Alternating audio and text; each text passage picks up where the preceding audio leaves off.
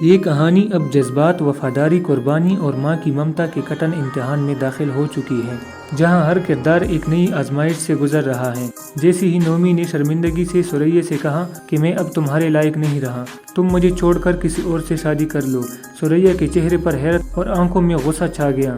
وہ کڑک لہجے میں بولی، کیا میں ان عورتوں میں سے لگتی ہوں جو ذرا سی مشکل میں شوہر کو چھوڑ دیتی ہیں؟ تم نے ایسا سوچا بھی کیسے؟ تم مجھے دوسرے مرد سے شادی کا مشورہ دے رہے ہو، شرم کرو۔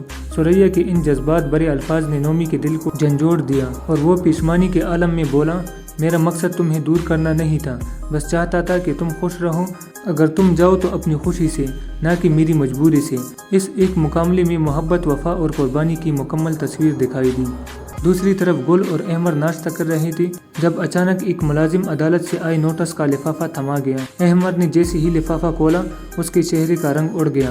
گل نے گھبرا کر پوچھا، کیا ہوا؟ تو احمر نے آہستہ سے جواب دیا، یہ فیملی کورٹ کا نوٹس ہے، نفیس نے اسد کی تحویل کے لیے مقدمہ درج کر دیا ہے۔ یہ سن کر گل کی دنیا ہل گئی۔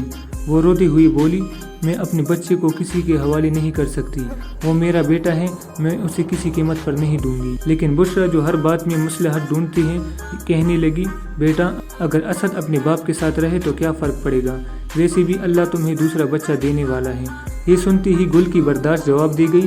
وہ تڑپ کر بولی، تو کیا اس لیے کہ میں ماں بننے والی ہوں اپنا پہلا بچہ کسی کو دے دوں؟ نہیں، یہ کبھی نہیں ہوگا۔ اور وہ روتی ہوئی اپنے کمرے میں چلی گئی۔ احمر، جو ماں کی باتوں میں آ چکا تھا، خود بھی یہ سمجھنے لگا کہ شاید اسد کو نفیس کے حوالے کر دینا سب کے لیے بہتر ہوگا۔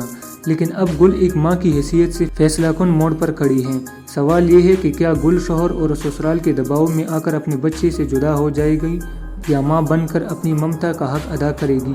یہ ایک فیصلہ ہے جو آنے والی کہانی کو مکمل بدل کر رکھ دے گا۔